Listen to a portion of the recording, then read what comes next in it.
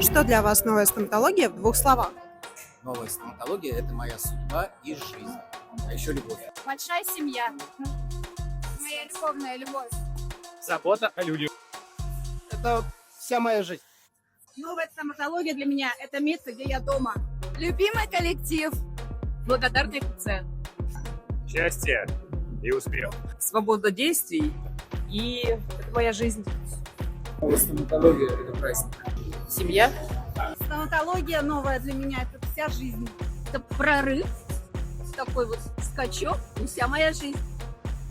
Семья. Это одна огромная большая семья. Это мое место силы, которое каждый день меня наполняет. Мы вместе идем к общей цели. И я всех очень люблю, своих сотрудников.